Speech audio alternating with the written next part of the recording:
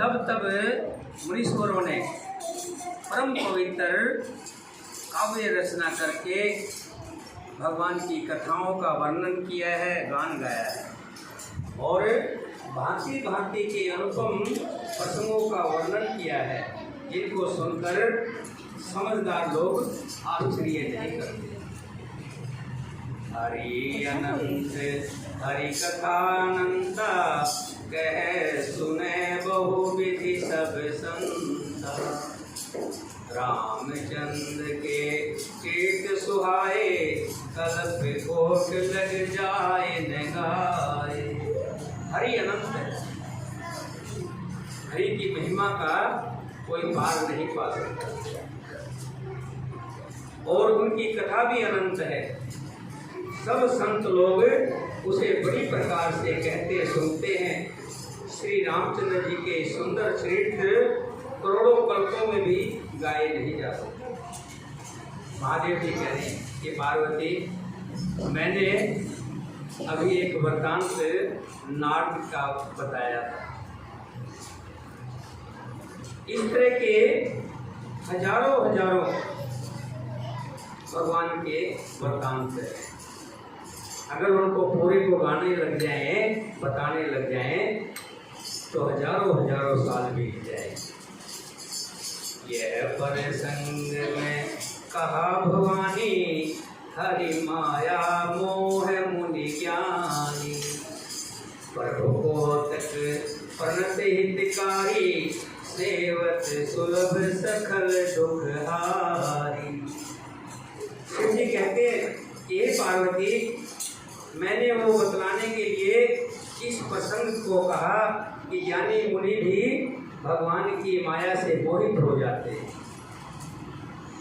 प्रभु बोध की लीला में है और शरणागत का हित करने वाले हैं। वे सेवा करने में बहुत सुलभ और सब दुखों को हरने वाले हैं। तो नर मुनि को नाई, जो ही न मोह माया प्रबल। अस विचार मन मोह भजो, महामाया प्रवृत्ति है। देवता मनुष्य मुनियों में ऐसा कोई नहीं है जिसे भगवान की महान बलवती माया मोहित न करे। मन में ऐसा विचार कर उस महामाया के स्वामी श्री भगवान का भजन करना चाहिए। अपर हेत सुन शील कुमारी, कहूँ विचित कथा विस्तारी। यही कारण अज अगुण रूपा, बरमा भयो कौशल गुरे भूपा। हे गिरिराज कुमारी, अब भगवान के अवतार का मैं दूसरा कारण बताता हूँ, उसे भी ध्यान पूर्वक सुनो। मैं उनकी विचित्र कथा विस्तार करके कहता हूँ, जिस कारण से जन्म रहित, निर्गुण और रूप रहित अव्यक्त सच्चिदानंद परमायोधापुर के राजा हुए। जो प्रभु विपन फिरत तुम देखा, बंधु समेत धरे मुनि वेशा।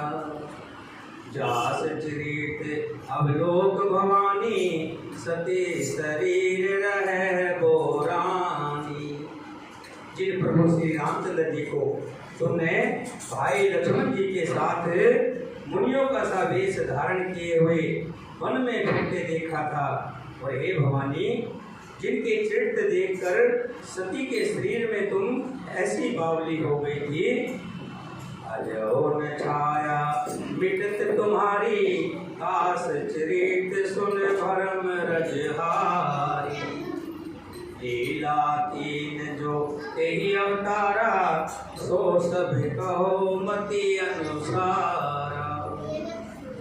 अब भी तुम्हारे उस बावलेपन की छाया नहीं मिटती। उन्हीं के भव भ्रम रूपी रोग के हरण करने वाले चरित्र सुनो। उस अवतार में भगवान ने जो जो लीला की, वो सब मैं अपनी बुद्धि के अनुसार तुम्हें गाकर सुनाऊंगा। भारद्वाज सुन शंकर वाणी, सकुच सप्रेम उमा कहानी। लगे बहुर वर्ण विष के तो सो अवतार भयो जे तो। यज्ञबल जी ने कहा, हे भारद्वाज, शंकर जी के वचन सुनकर पार्वती जी समझा गई, प्रेम सहित मुस्कुराई। फिर वृषकेतु शिव जी जिस कारण से भगवान का वो अवतार हुआ था उसका वर्णन करने लगे। तो मैं तुम सन कहूँ सबुल, सुन मुनीष मन लाल।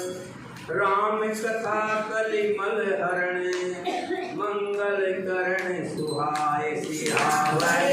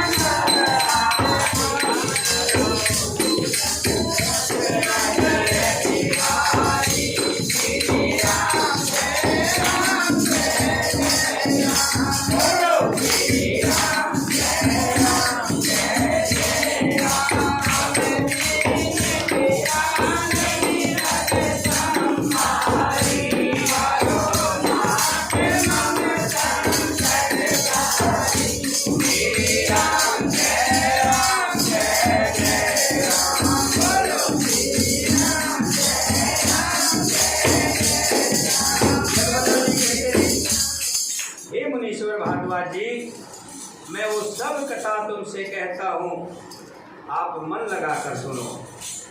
श्री रामचंद्र जी की कथा कलयुग के पापों को हरने वाली है, कल्याण करने वाली है और बड़ी सुंदर है। कलयुग के पाप बहुत अच्छा वृत्तांत है। कलयुग के पाप क्या है? कलयुग के पाप क्या है? कलयुग का पहला पाप है मांसाहार, और कलयुग का दूसरा मदिरा, और तीसरा जुआ, और चौथा किसी भी महिला के साथ बलात्कार, जो आज कल युग में हो रहे हैं। 6 वर्ष की लड़कियां भी सुरक्षित नहीं है। अभी पीछे दक्षिणी दिल्ली में 9 वर्ष की बच्ची के साथ बलात्कार हुआ। कलयुग में, कलयुग जब आया सृष्टि पर, राजा परीक्षित से कहने लगे कि मुझे जगह दो, कोई ऐसी जगह दो जहां मैं निवास कर सकूं, क्योंकि अब मेरी ट्रांसफर यहाँ हो गई, अब मेरा वक्त आ गया है, अब मेरा समय आ गया, तो इसलिए मुझे स्थान चाहिए। राजा परीक्षित बड़े व्याकुल हुए, सोचने लगे कि स्थान दूँ तो कहाँ दूँ। ऐसा कोई स्थान नहीं दिखाई दिया जहाँ मैं इनको भेजूं और वहाँ परेशानी ना हो। जहाँ भी जाएगा कलयुग वहीं उद्यम मचाएगा। तो कलयुग से विनती करके कहा कि हे प्रभु, आपका समय है, कलयुग का युग है, मैं आपको कौन सा सिखाऊं? फिर सोच समझ करके ऐसे स्थान दिए गए जहाँ संत पुरुष जाने से भी घबराता है। मदिरा सेवन, जिस घर में मदिरा सेवन होती है उस घर के सब कुछ चौपट हो जाता है। उस घर में कोई भी भगवान की कृपा नहीं है, सब कुछ नष्ट हो जाता है। और जहाँ जुआ होता है, धीरे धीरे धीरे करके उस घर के हर चीज बिक जाती है, कोई चीज ऐसी नहीं बचती जो उस घर में बचे। और मांसाहार, जहाँ मांस का खाना होता है वहाँ भी भगवान की भक्ति खत्म हो जाती है। और जहाँ किसी स्त्री के साथ बलात्कार होता है, जबरदस्ती होती है, अन्याय होता है, अत्याचार होता है, स्त्री का पीड़ित होना, चाहे वो घर की अपनी ही स्त्री हो, अगर उसके साथ भी कोई अत्याचार करता है, मारपीट करता है, घर में उसको दुख तकलीफ होती है, तो उस घर के अंदर भी लक्ष्मी नहीं आती। और लक्ष्मी नहीं आएगी तो आप समझ सकते हो कि उस घर का क्या हाल है। ये 4 कलयुग के उस समय मांगे थे, लेकिन एक 5वां और हो गया है। वो क्या? जहाँ कपट की कमाई आती है, झूठ बोलकर कमाई आती है, किसी का गला काट करके कमाई आती है, उस कमाई, जो कमाई ऐसी कमाई जिसके घर में आने लग गई, उसके यहाँ भी कलयुग प्रवेश कर गया। तो हमेशा कलयुग के प्रभाव से बचने के लिए एक ही रास्ता है, क्या? श्री राम जय राम।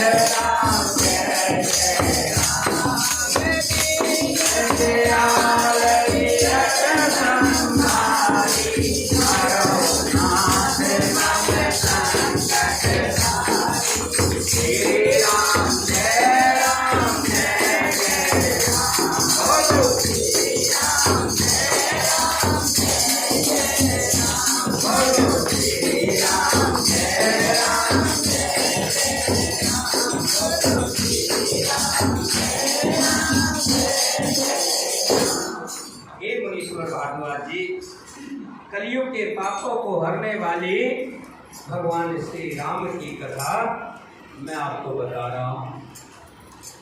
स्वयंभो मनु अरसत रूपा, जिनसे भे नर श्रेष्ठी अनूपा, के पति धर्म आचरण लीका, अजो गाव श्रुत तिनके लीका। स्वयंभो मनु और उनकी पत्नी सतरूपा, जिनसे मनुष्यों की ये अनुपम सृष्टि पैदा हो, जहाँ से मनुष्य का जन्म हुआ।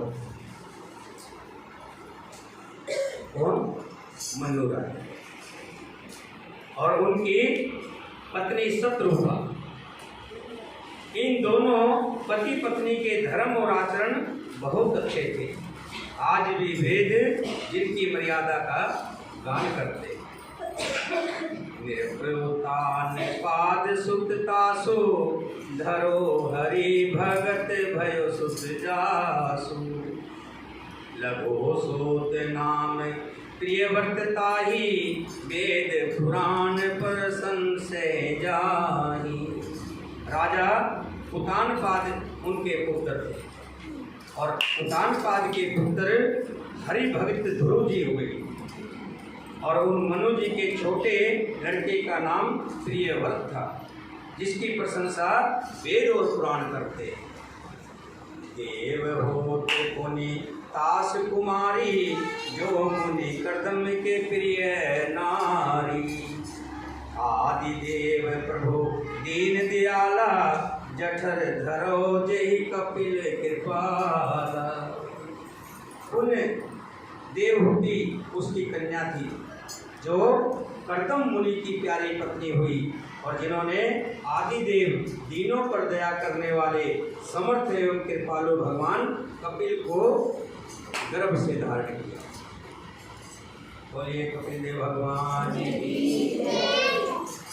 साख्य शास्त्र जिन प्रगट बखाना तत्व विचार निपुण भगवान। यही मनुराज कीन बहु काला प्रभु आयस सब विधि प्रतिपाला। तत्वों का विचार करने में अत्यंत निपुण जिन कपिल भगवान ने साख्य शास्त्र का प्रगट रूप में वर्णन किया है, उन स्वयंभू मुनि जी ने बहुत समय तक राज्य किया और सब प्रकार से भगवान की आज्ञा रूप शास्त्रों की मर्यादा का पालन किया। कोइन विषय विराग भवन बसत भा चौथपन। हृदय बहुत दुख लाग जन्म गयो हरि भगत। चौथा पन्ना।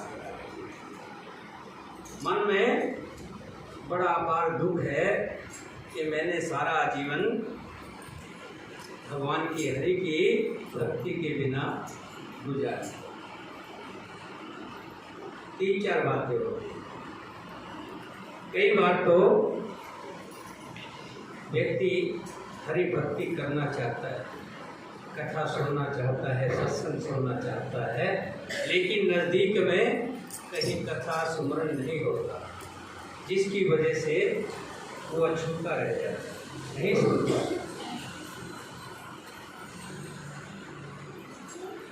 कई बार माया का ऐसा थपेड़ा लगता है, घर की दरिद्रता, तंगी हालात, बच्चों के लालन पोषण का भार इतना भारी होता है, उसके पास वक्त ही नहीं। ये सब मेरे प्रभु की मर्जी के बगैर नहीं मिलता। ये जो सत्संग हमें मिला हुआ है, ये मेरे प्रभु की कृपा है, तभी हम संत के साथ बैठे। सत्संग, संत का साथ, अच्छी वस्तु का साथ, अच्छे चरित्र का साथ, अच्छे कथा का साथ, इसी को सत्संग कहते। सत्संग, सत्य का, संत का साथ। घर में रहते हुए बुढ़ापा आ गया परंतु विषय विराग नहीं होता, इस बात को सोचकर उनके मन में बड़ा दुख हुआ कि श्री हरि की भक्ति के बिना जन्म यो ही चला गया। पर बस राज सुतह कब दीना, नार समेत गवन बन कीना। जबरदस्ती अपने बेटे को राज देकर अपनी पत्नी के साथ भगवान हरि का नाम लेने के लिए वनों में चलते। कौन? राजा बन। कौन? राजा। तीरथ वरने मिस विखाता, अति पुनित साधक सिद्ध गाता। अत्यंत पवित्र और सामर्थ्यों को सिद्ध देने वाले तीर्थों में श्रेष्ठ नेमिषारण्य प्रसिद्ध है। बसे तहाँ मुनि सिद्ध समाजा, तह ही हर्ष चले मनुराजा। पंथ जात सोहमति धीरा, ज्ञान भक्ति जनु धरे शरीरा। वहाँ मुनियों और सिद्धों के समूह बसते हैं। वहाँ कहाँ पर? जहाँ भी तीर्थ स्थान पर, किसी भी तीर्थ स्थान पर चले जाएं, वहाँ पर दो तरह के संत मिलते हैं। एक हंस के समान पवित्र निर्मल होते हैं। वो ऐसी ऐसी कंदराओं में, ऐसी ऐसी गुफाओं में बैठे रहते हैं, उनको दुनिया समाज से कोई मतलब नहीं। वो किसी से मांगते नहीं है। यहाँ भी एक संत है, नहर पर एक मंदिर है रेलवे लाइन के साथ। वहाँ पर राम वृष पांडे नाम का संत रहता है। संत किसे कहते हैं? जो संत भगवान में लीन रहे, भगवान में खोया रहे, भगवान नाम का नशा करता रहे। मैंने उनको देखा है। आज से 30 साल पहले और आज अभी आप देखेंगे तो आपको वैसे ही दिखाई देगा, कोई फर्क नहीं पड़ा। वही पतला सा शरीर जो पहले था, वही अब है। एक कपड़ा पहनते, 24 घंटे 12 महीने एक ही कपड़े में रहते। एक धोती को लपेटते हैं और उसी को शरीर तन ढकते हैं। बाकी पैरों में कभी चप्पल नहीं पहने, पैरों में चप्पल नहीं पहनते। आज तक मैंने उनको चप्पल पहने हुए नहीं देखे, जूता पहने हुए नहीं देखे, हमेशा नंगे पैर रहते। कभी किसी से मांगते हुए नहीं देखा। दूसरी बात, सबसे बड़ी बात ये है, उनका कोई चूल्हा चौका नहीं। आप सोच सकते हो आप, कोई स्टोव नहीं है, कोई गैस चूल्हा नहीं है कि जिस पे वो खाना पका ले। और पका हुआ खाना वो खाते भी, अन्न नहीं छोड़ते, अन्न नहीं खाते, हमेशा फलाहार करते हैं और दूध का सेवन मिल जाए तो।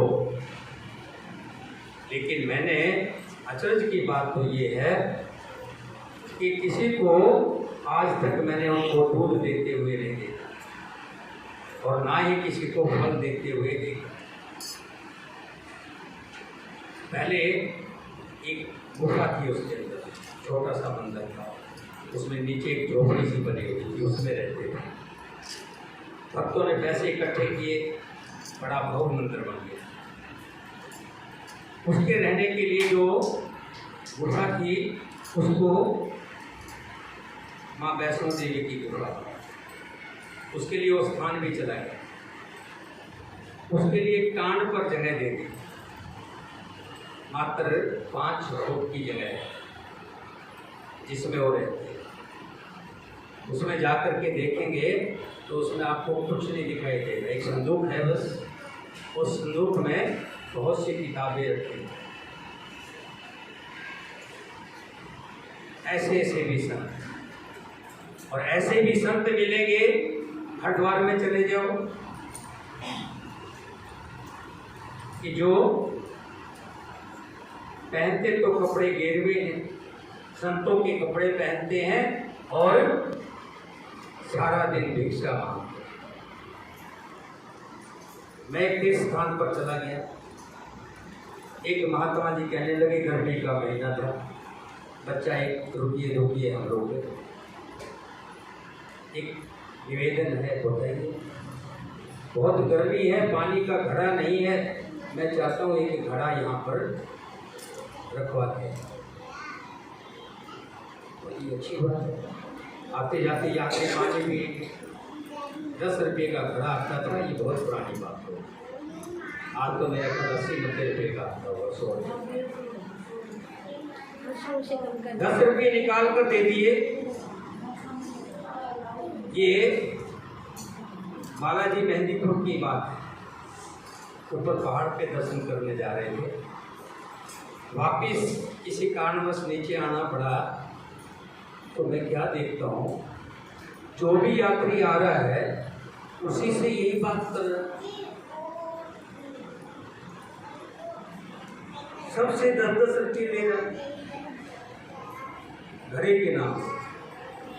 बहुत से लोगों ने भगवान के नाम को बेचना भी शुरू कर दिया, बेचते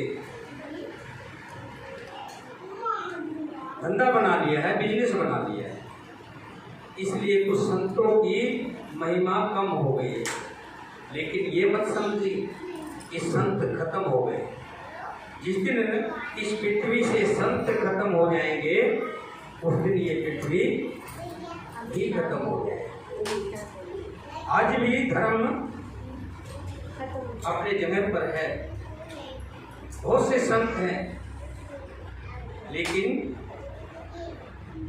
जो मुगले और हंस हैं एक जैसी शक्ल की पहचान में नहीं आती।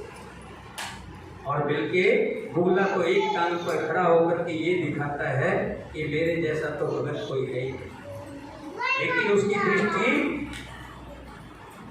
मछली पर होती है। कहते ना भुगला भगत। तो हमें उन चीजों को नहीं देखना है, हमें तो अच्छाई को देखना है।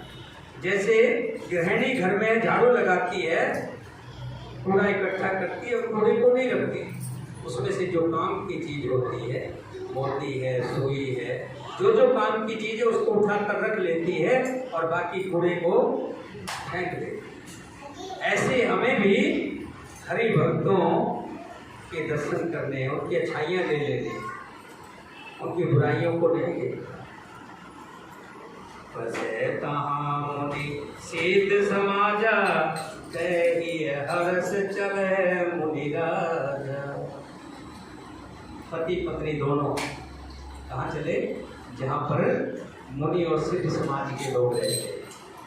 पहुँचे जाए हेनमति तीरा, हर्ष नहाने निर्मल नीरा। आए मिलन सिद्ध मुनि ज्ञानी, धर्म धुरंधर नृपऋषि जानी। चलते चलते वो गोमती के किनारे जा पहुंचे। हर्षित होकर उन्होंने निर्मल जल में स्नान किया। उनको धर्म धुरंधर राजश्री जानकर सिद्ध और ज्ञानी मुनि उनसे मिलने के लिए आए। जय जय तीर्थ रहे सुहाए, मुनि सकल सादर करवाए। और उन मुनियों ने जितने भी तीर्थ थे आसपास के सभी तीर्थ करवाए। करस शरीर मुनि पट परिधाना, सत समाज नित सुने पुराना। जहाँ जहाँ सुंदर तीर्थ थे मुनियों ने आदरपूर्वक सभी तीर्थ उनको करा दिए। उनका शरीर दुर्बल हो गया था, वे मुनियों से भक्तल वस्त्र धारण करते थे और संतों के समाज में नित्य भजन करते थे। द्वादश अक्षर मंत्र पुनि, जपै सहित अनुराग। वासुदेव पद पंकर, दंपति मन अति लाग।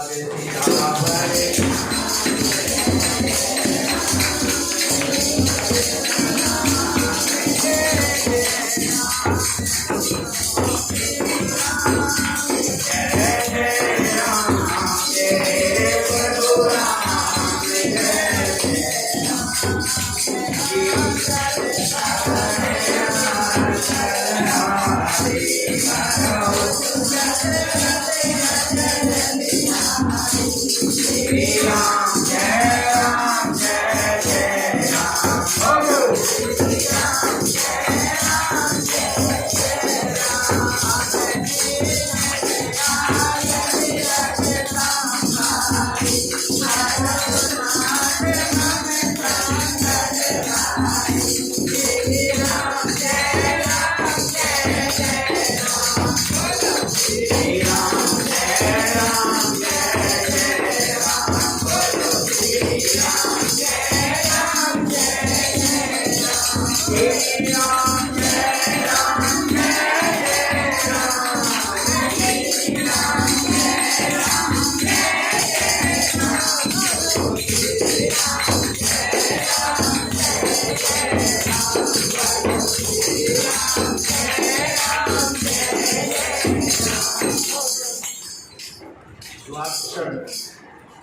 द्वादशाक्षर मंत्र ओम नमो भगवते वासुदेवाय, जिसे बिरला जी पढ़े, गीता जी पढ़े, इसको द्वादशाक्षर मंत्र कहते हैं। मंत्र कोई भी हो, एक मंत्र ले लेना चाहिए और उसका स्मरण निरंतर घट के अंदर चलते रहना, हमेशा उस मंत्र का जाप काम करते हुए। अभी हम घर में देखते हैं कई बार सरसों ले आते हैं और कई बार मेथी ले आते हैं। बहुत सी मेरी बहनें मेथी तोड़ती रहती हैं और श्री हरि के किसी भी मंत्र को जपती रहती है, दोनों काम हो जाता है, मंत्र भी हो गया और मेथी भी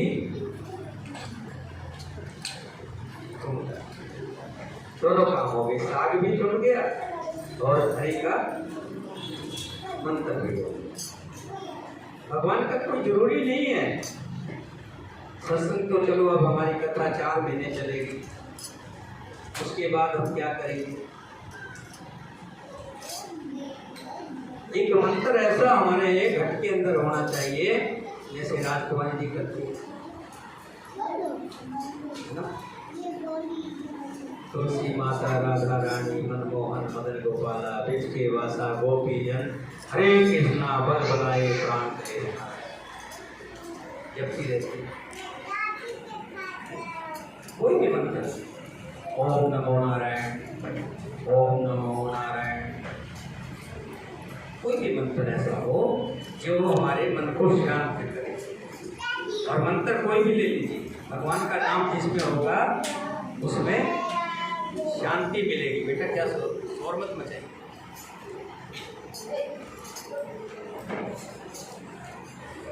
शांति हमेशा मंत्रों में शांति मिलती है।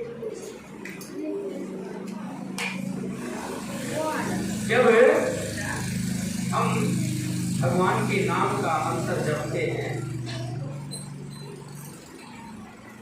उससे हमारे अंदर बैठे हुए, घट के अंदर बैठे हुए प्रभु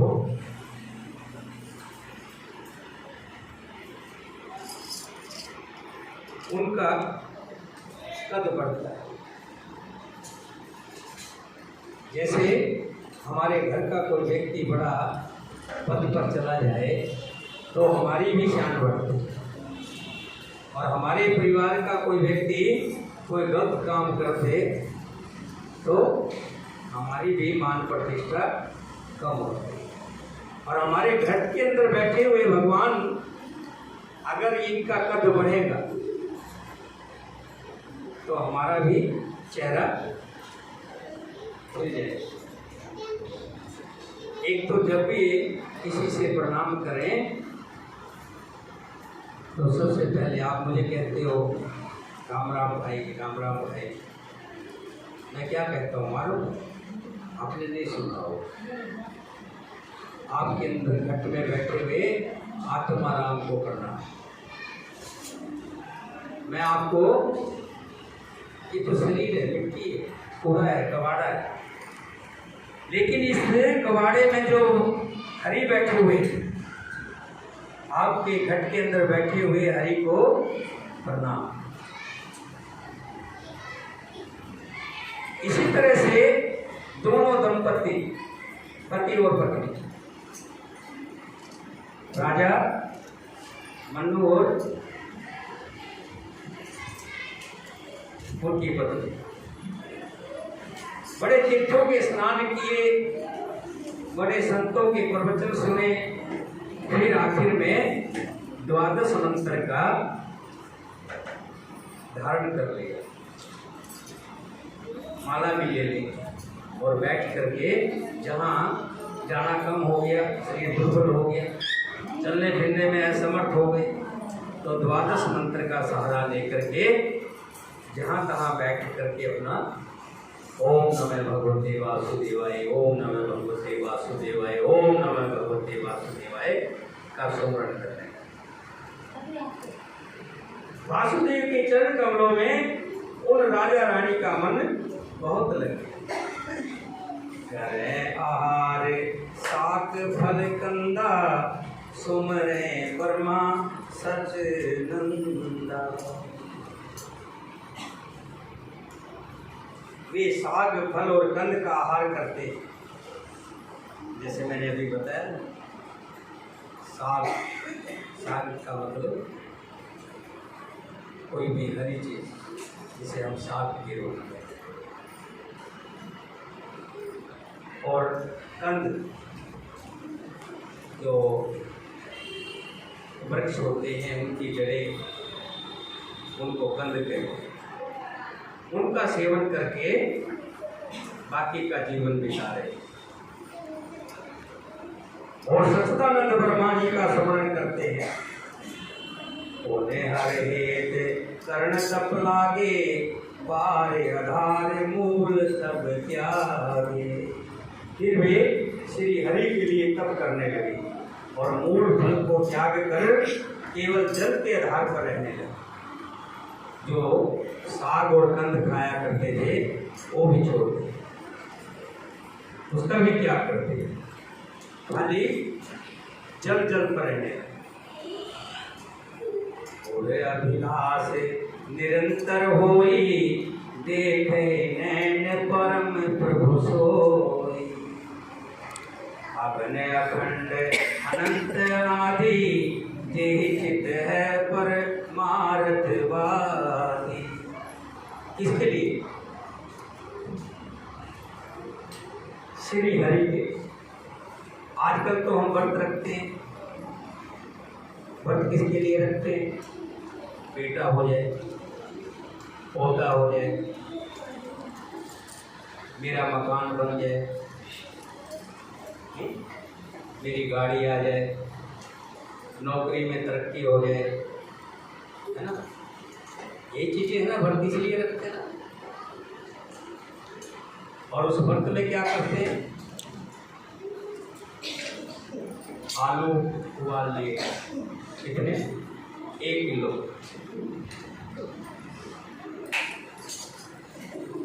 कट्टू का आटा आता है, उसके पकौड़े बना लिए। मिर्च तो व्रत में खा ही सकते हैं, तो सब खाना चाहिए ना, सीखना चाहिए।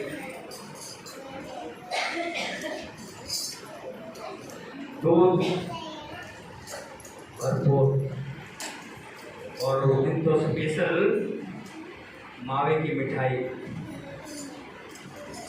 फ्रूट की तो बात ही छोड़ दो, फ्रूट तो इतना आता है 1 दर्जन तो केले। बाकी दिन खाते हैं 2-2.5 कैलोरी, और उस दिन खाते हैं 5,000 कैलोरी, यानी कि उस दिन दोगुना खाते हैं। और फिर कहते हैं मैं तो व्रत हूं, मैंने तो व्रत रखा है। और व्रत में आके दोगुना देखना है। लेकिन राजा मन्नु और उनकी पत्नी जो व्रत कर रहे हैं, उनका व्रत करने का उद्देश्य ना तो कोठी, क्योंकि राजा तो थे ही, सारा राजपाट छोड़ करके तो आए थे। क्या कमी थी उनके पास? क्या नहीं था एक राजा के पास? सब कुछ छोड़ करके आए थे। ना तो उनको कोठी की जरूरत थी, ना बंगले की जरूरत थी, ना नौकरी की जरूरत थी। वो तो सिर्फ हरि की प्राप्ति थी कि मुझे हरि मिले। और अभिलाष निरंतर होई, देखे नैन परम प्रभु सोई। हृदय में निरंतर यही अभिलाषा हुआ करती थी कि हम कैसे उन परम प्रभु को अपनी आंखों से देखें, मेरे राम जी के दर्शन करें। अपने अखंड अनंत अनादि जेहि चिंतै पर मारतवादी। ये बच्चे किसके हैं? या तो इन बच्चों को लाया और लाओ तो इनको समझा दो कि ये वहाँ जाकर के किसी तरह का भी उद्दंड डाल है। किसके हैं भगवती?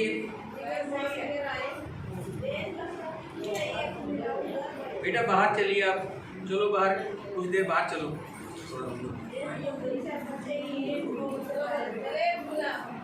चलो बेटा जी, चलो बेटा बाहर, चलो चलो बेटा आप भी, जब कथा हो जाए तब आना।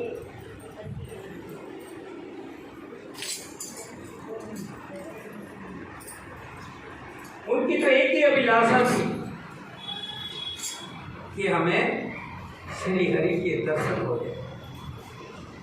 नेति नेति जय वेद निरूपा निजानंद निर्पात अनूपा।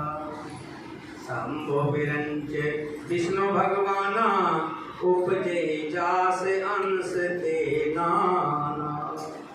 जिन्हें वेद नेति नेति ये भी नहीं कहकर निर्गुण करते हैं, जो आनंद स्वरूप उपाधि रहित और अनुपम है, एवं जिनके अंश से अनेकों शिव ब्रह्मा और विष्णु भगवान प्रकट होते हैं। ऐसे प्रभु सेवक बस एहि भगत हेत लीलातन जय। जो यह वचन सत्य श्रुति भाषा, ऐसे महान प्रभु भी सेवक के बस में है और भक्तों के लिए दिव्य लीला विग्रह धारण करते हैं। यदि वेदों में यह वचन सत्य कहा है तो हमारी भी अभिलाषा पूर्ण। यही विधि बीते बरस 60 सहस बार आर। समत सपत सहस्तर पुनि रहे समीर आधार।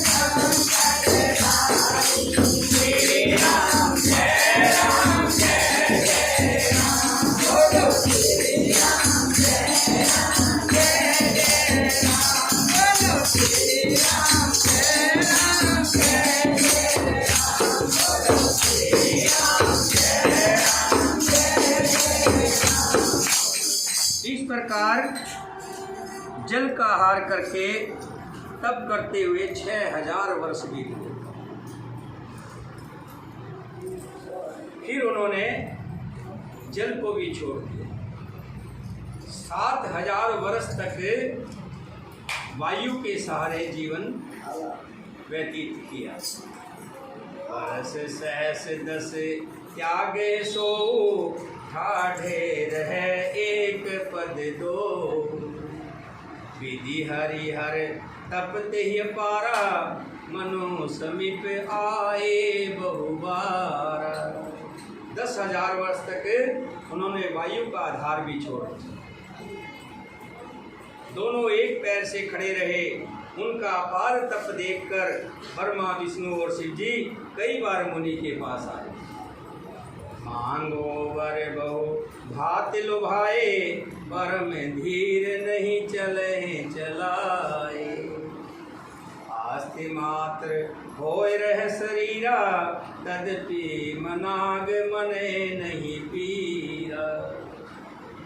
ब्रह्मा विष्णु महेश कई बार आकर के कई तरह के लालच दी कि तुम्हें स्वर्ग में ले चलते हैं, स्वर्ग में जगह मिल जाएगी, तुम्हें ये मिल जाएगा। लेकिन वो अपने तप में लगे रहे। उन्होंने इन्हें अनेक प्रकार से ललचाया और कहा कि कुछ वर मांगो, पर ये परम धैर्यवान राजा रानी अपने तप से किसी की डिगाए नहीं डिगे। यद्यपि उनका शरीर हड्डियों का ढांचा मात्र रह गया था, फिर भी उनके मन में जरा सी भी पीड़ा नहीं थी। प्रभु स्वर्ग दास निज जानी, गति अनन्य तापस नृप तंद्राणी। मांग मांग वर हे नभवाणी, परम गंभीर कृपा मृत सानी।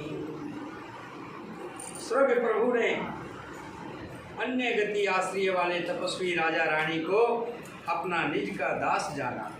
तब परम गंभीर और कृपा रूपी अमृत से सनी हुई आकाशवाणी हुई कि हे राजा, वर मांगो। मृत्यु जियावनि गिरा सुहाई, श्रवण रंधर होय उर जाई।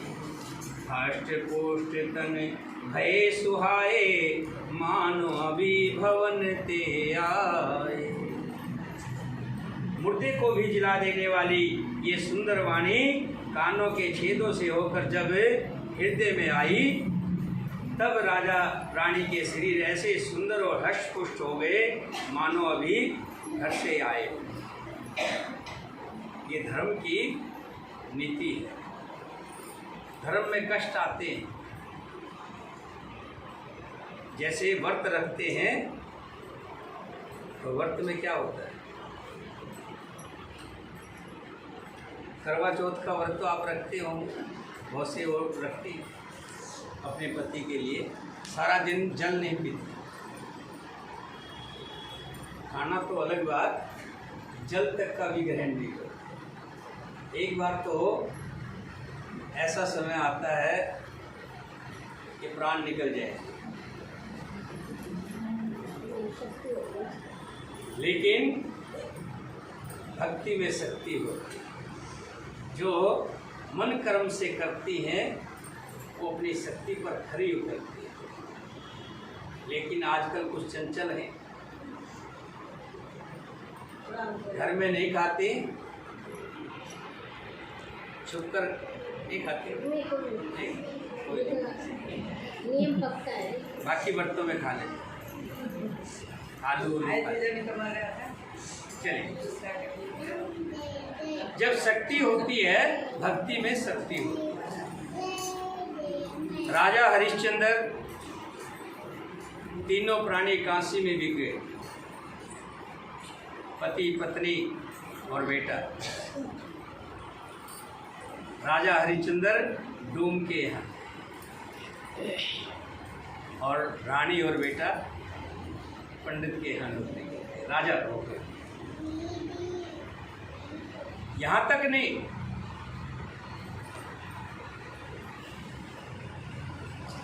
डोम ने उसको मरघट पे लगा दिया कि जो भी मुर्दा जलाने आएगा उससे कर लो। देखिए, उसी का बेटा जिसे सांप ने ढस लिया और रानी तारा लेकर के उसी मरघट पर आ अपने बेटे का वास्ता देती है कि तेरा ही बेटा है। जिसे सुई तक भी लग जाती थी तो सारी रात तुम्हें नींद नहीं आती। तुम्हारी आंखों का दुलारा है और तुम्हारे सामने पड़ा हुआ है, लेकिन कहता नहीं, मैं अपने कर्म से बंधा हुआ, मैं अपने धर्म से टल नहीं सकता। मेरा धर्म है कि कर लूँगा तो मुर्दा जला पाओ। वैसे यहाँ तक भी नहीं, भगत को बहुत कष्ट आते हैं। वही तारा रानी को सेठ का कोई लड़का मार करके गिर जाता है और उसको डायन का रूप दे दिया जाता है कि इसी ने बच्चे मारे। पहले अपना बेटा मार दिया, अब सेठ का बेटा मार दिया, ये तो डायन है। और उसको मारने के लिए, उसका सिर काटने के लिए हरिश्चंद्र को ही भेजा जाए। सामने तारा रानी बैठी है, प्राणों से प्यारी रानी, और हाथ में खंजर है, सिर काटने के लिए जा रहा है। धर्म से नहीं डरा, धर्म नहीं छोड़ा। जैसे ही खंजर चलाने लगे, भगवान ने हे राजा, तेरी तपस्या, तेरा जो सत्य देखना था वो पूरा हो गया। बाकी तुम सत्यवादी, अपने सत्य को नहीं छोड़ा। और फिर वही राजा, वही रानी, वही सब कुछ, वही ठाठ आते हैं। भक्तों पे बहुत बार मैंने देखा है, भगवान की भक्ति जो करते हैं उनके ऊपर कष्ट आते हैं, लेकिन सोना जितना तपता है उतना ही निखरता है, और जो डोल जाता है वो खत्म हो जाता है। जो उस तपस्या में अपनी शक्ति छोड़ देता है, जैसे एक पेड़ होता है, आंधी आती है, तूफान आता है, पेड़ कभी लटकता है, कभी झुकता है, कभी लटकता है, कभी झुकता है। आंधी तेज चलती है, बरसात भी हो रही होती है, लेकिन वो अपनी जड़ नहीं छोड़ता, और फिर वही पेड़ फलता और फूलता है। लेकिन जो वृक्ष उस आंधी और तूफान के थपेड़े नहीं बर्दाश्त कर पाता, अपनी जड़ छोड़ देता है, तो कुछ दिनों में वो खत्म हो जाता है। इसी तरह से राजा और रानी तपस्या करते करते आकाशवाणी हुई कि हे राजा वर मांगो। जैसे ही आकाशवाणी की आवाज कानों में पड़ी, वैष्णो देवी जाते हैं ना, जब पता दूर से भवन दिखाई देने लग जाता है, सारी थकावट दूर हो जाती है, आ गया भवन अब। ऐसे ही जब तपस्या पूरी हो जाती है, पता लगता है, जैसे बच्चा पेपर देता है और पेपर के जब रिजल्ट आते हैं कि मेरे 100 में से 100 नंबर आए हैं, उसकी खुशी का ठिकाना नहीं रहता। ऐसे ही राजा रानी ऐसे हो गए मानो अभी घर से निकले। कानों में अमृत के समान लगने वाले वचन सुनते ही उनका शरीर पुलकित और प्रफुल्लित हो गया। तब मनु जी दंडवत करके बोले, प्रेम हृदय में समाता नहीं था। श्रवण सुधा सम बचन सुन, पुलक पुलकित गात, बोले मनु कर दंडवत, प्रेम नहीं हृदय समात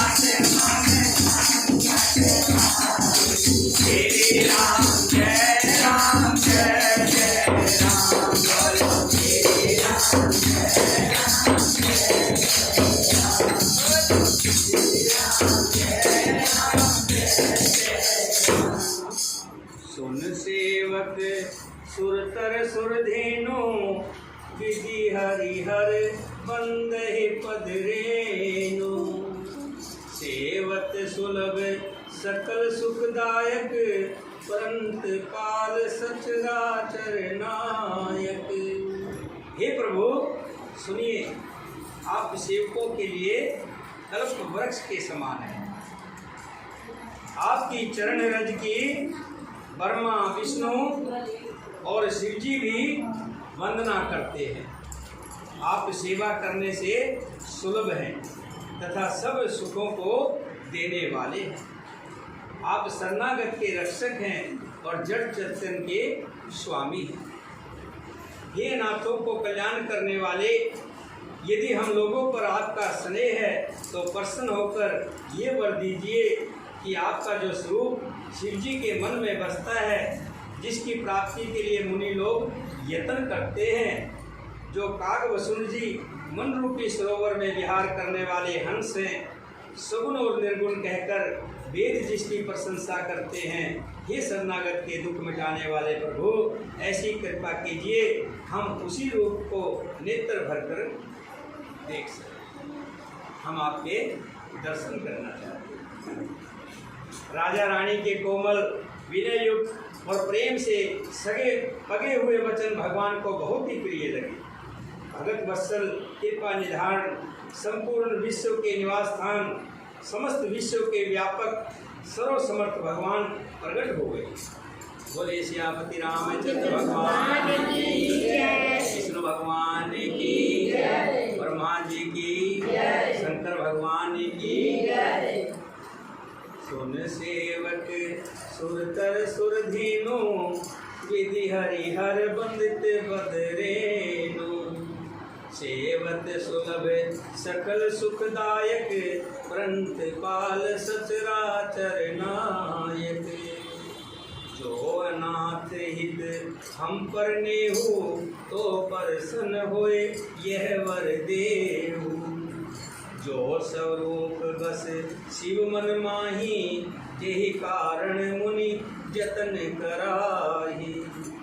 जो वसुंड मन मानस हंसा सुगुण अगुण जही निगम प्रशंसा। देखें हम सो रूप भर लोचन, लोचन कहते हैं आपको, देखें हम सो रूप भर लोचन, कृपा करो पर नारित मोचन। संपत्ति बचन परम प्रिय लागे, मुदल विनित प्रेम रस पागे।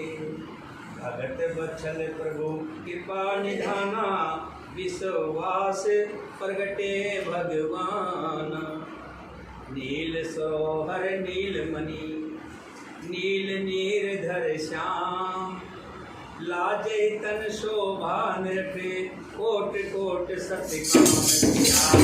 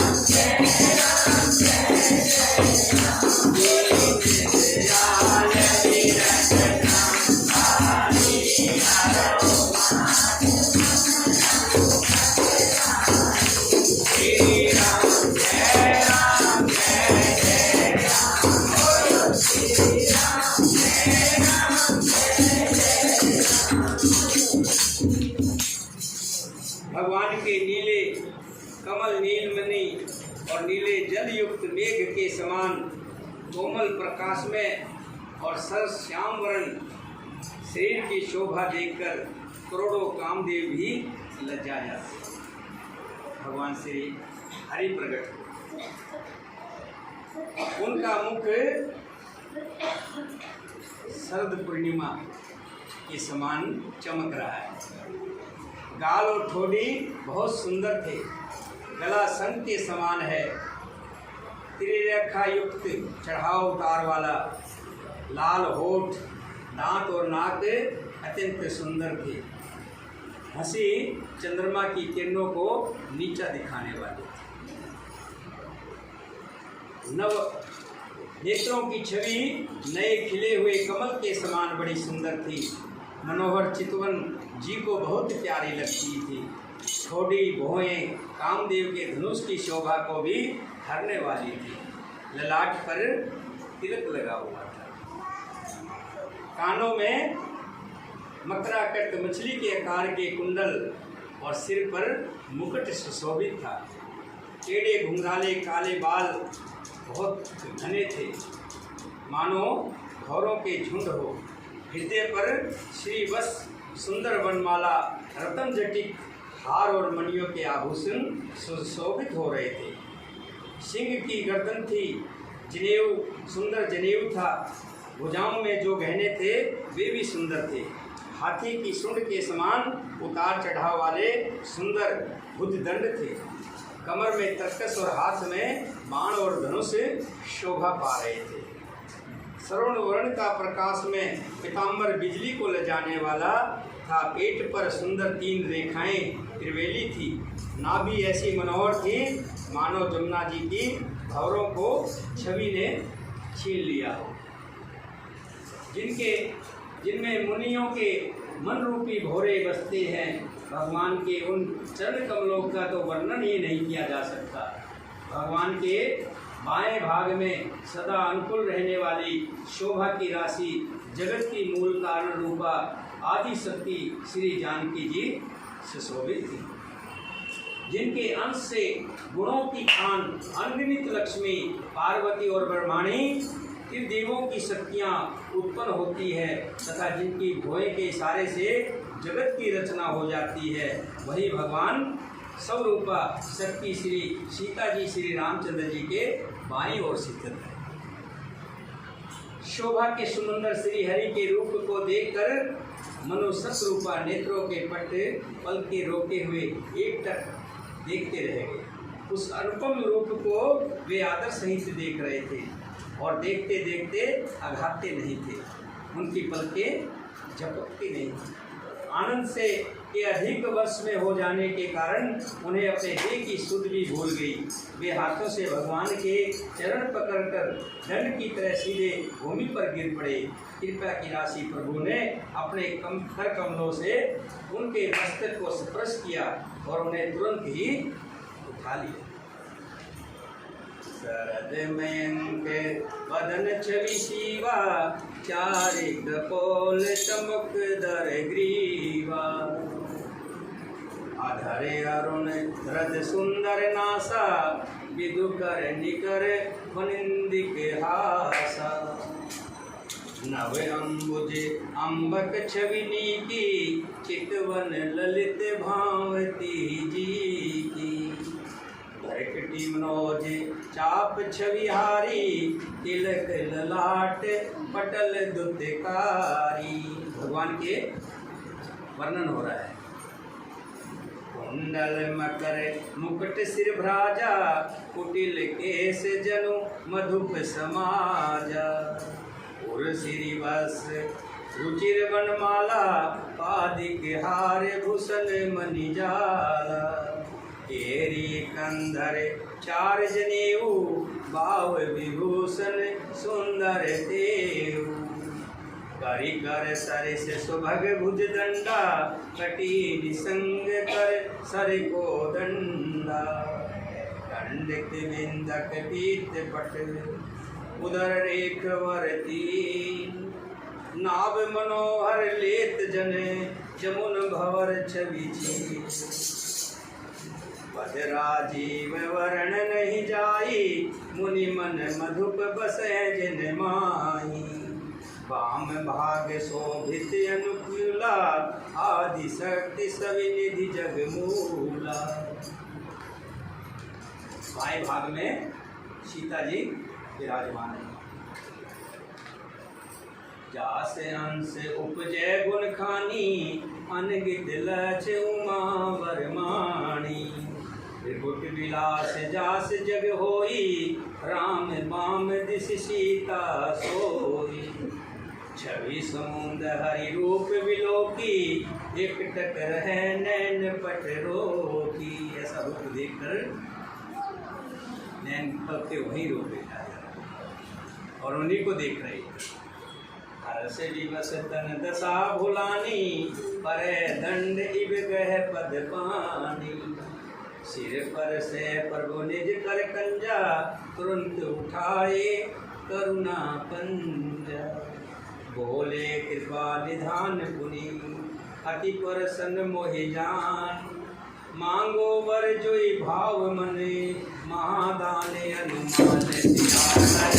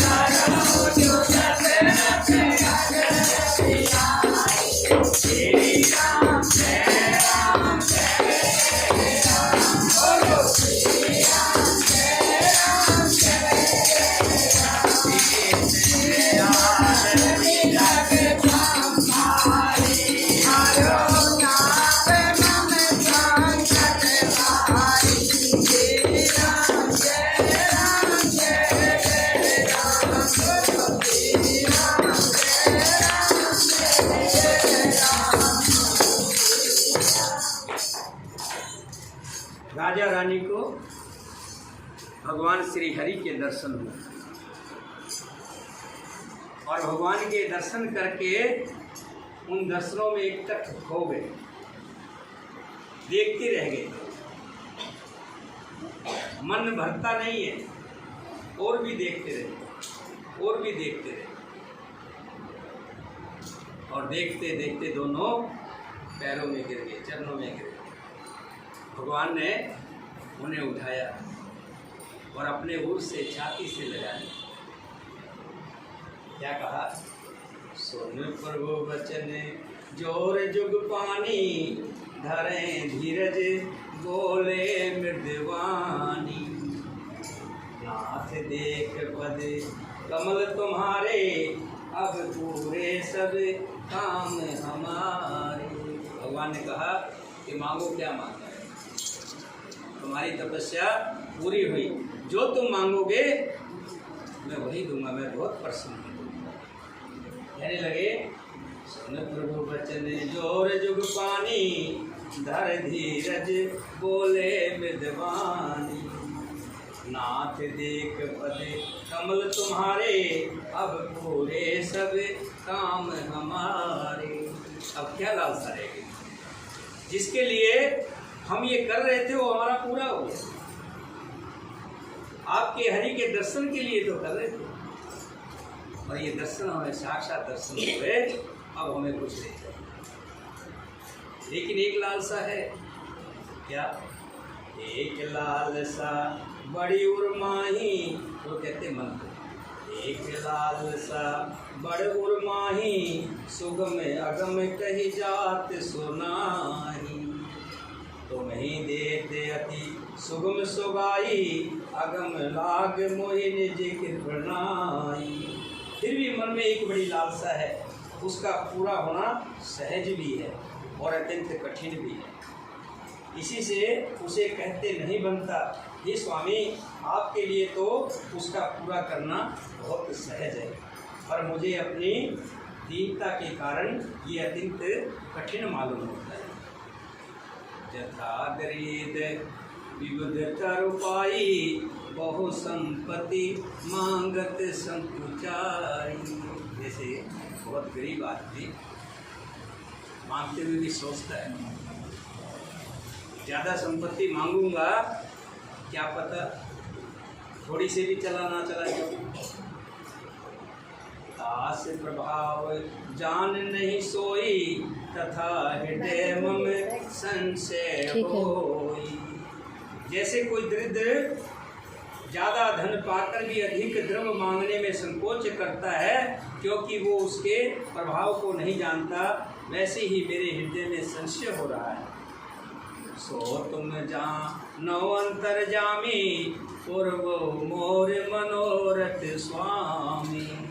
संकोच विहाय मांग नृप मोही, मोरे नहीं अजय कुछ तो ही। हे स्वामी, आप अंतर्यामी हैं, इसलिए उसे जानते ही हो, मेरा ये मनोरथ पूरा कीजिए। भगवान ने कहा, हे राजन, संकोच छोड़कर मुझसे मांगो, तुम्हें ना दे सकूं ऐसा मेरे पास कुछ भी नहीं है। तुम संकोच मत करो, जो मांगना है मांगो। दान श्रोमणि कृपा निधि, नाथ कहूँ सत्य भाव। चाहूँ तुम्हें समान सुत, तुम्हारे ही जैसा पुत्र चाहता हूँ। चाहूँ तुम्हें समान सुत, प्रभु सन कवन दुराव से आवै।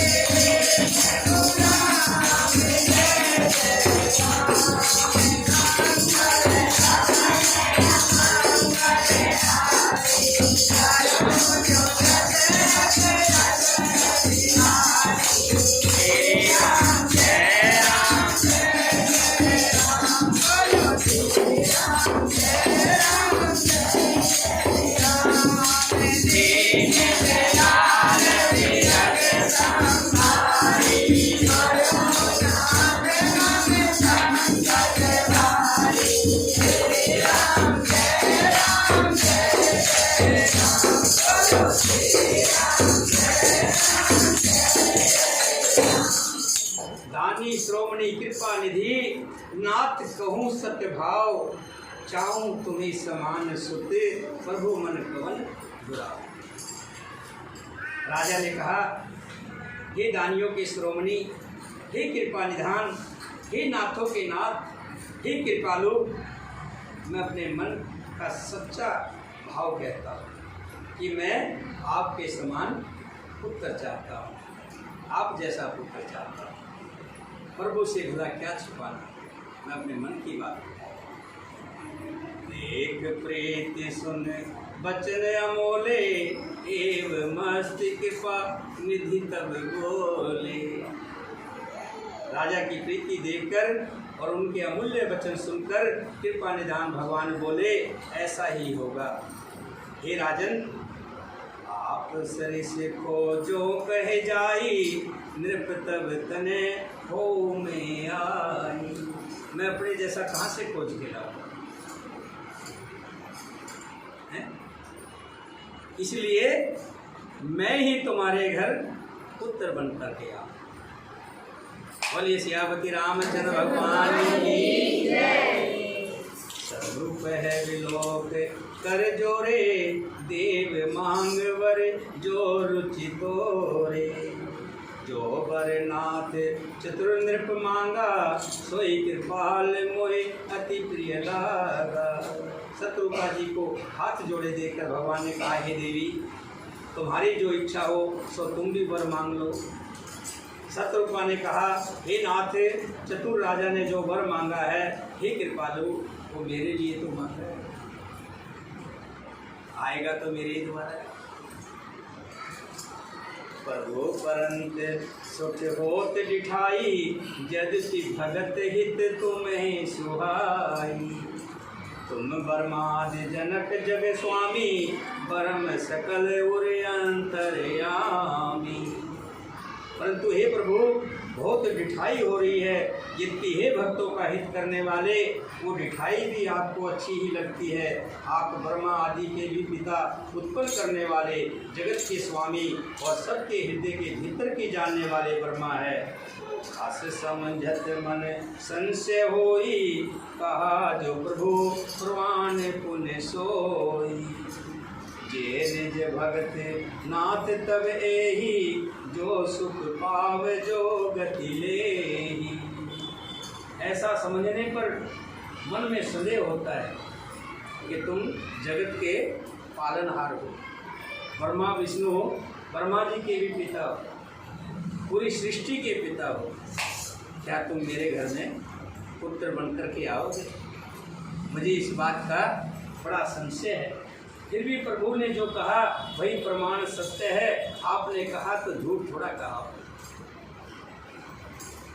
मैं तो ये मानती हूँ कि हे नाथ, आपके जो निज जन हैं वे जो अलौकिक अखंड सुख पाते हैं और जिस परम गति को प्राप्त होते हैं, सोई सुख सोई गति सोई भक्ति, सोई निज चरण सने, सोई विवेक सोई रहन प्रभु, हमें कृपा कर दे। जय जय राम मेरे प्रभु राम,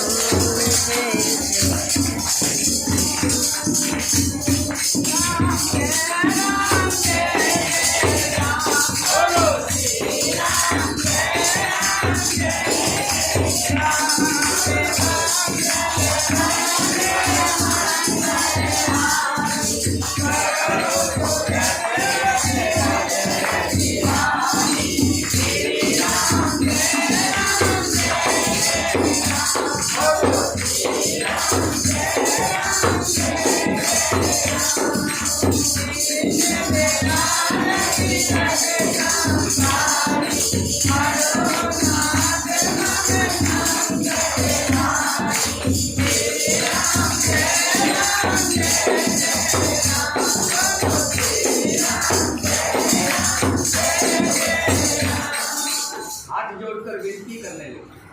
हे प्रभु, जैसे इन सभी भक्तों को तुमने अपनी भक्ति में रंग लिया, ये आपके भजनों में खो जाते हैं, ऐसे ही मुझे भी अपने नाम में रंग लीजिए।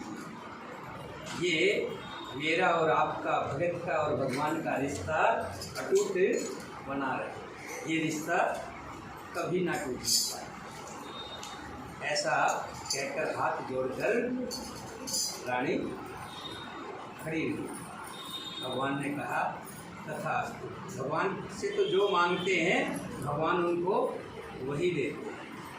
ये तो हम लोगों के ऊपर निर्भर करता है कि हम क्या मांगते हैं। रहने दो अभी, संतोष। ये तो हमारे ऊपर निर्भर करता है कि हम क्या मांगते हैं। भक्ति मांगते हैं जो अनमोल है, और ये कंकर पत्थर संसारिक चीज़ें मांगते हैं जो जिनका अंत होना है। ये हमारे ऊपर है। भगवान तो जो मांगते हैं वही देते हैं। उन्होंने भक्ति मांगी, सत्संग मांगा, कीर्तन मांगा, तो तथास्तु कह करके कहा वही है। बोलिए सियापति रामचंद्र भगवान की जय। कल रक्षाबंधन है, ये बहनों का त्यौहार है। इस त्यौहार की बहुत सी कथाएं हैं।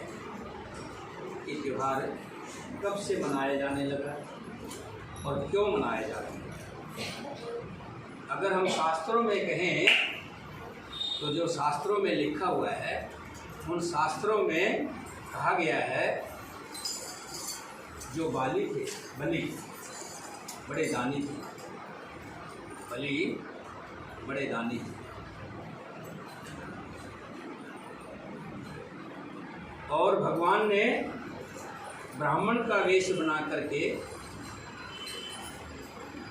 3 पग जमीन बलि से मांग ली थी। राजा बलि से 3 पग जमीन बचनों में ले लिया, क्योंकि बोने रंग के तो थे, छोटे से भगवान बन के गए, ब्राह्मण बन के गए थे। राजा ने सोचा छोटा सा तो है, 3 पग में कितना मांग लो। राजा कहने लगे, हे ब्राह्मण कुछ और मांग लो, 3 पग में क्या होगा।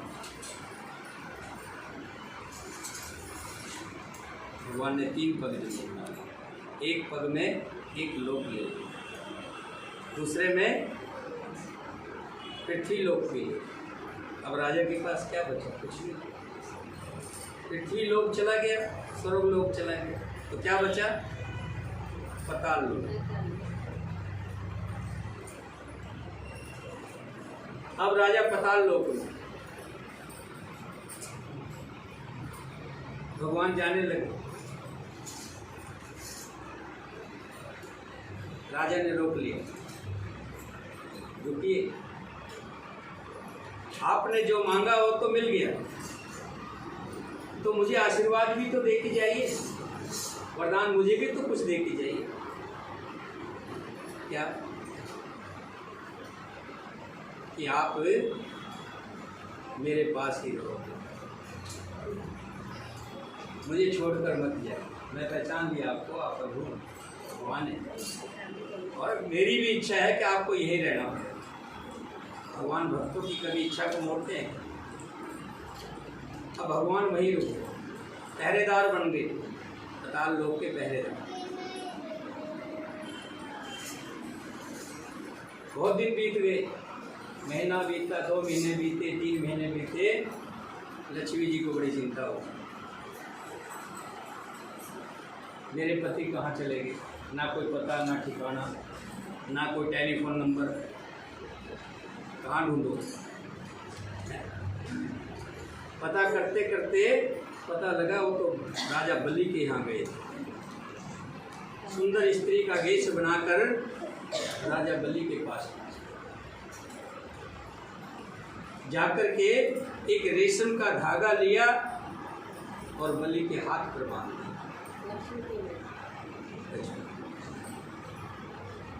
राजा बलि कहने लगे कि बहन क्या मांगना है मांग,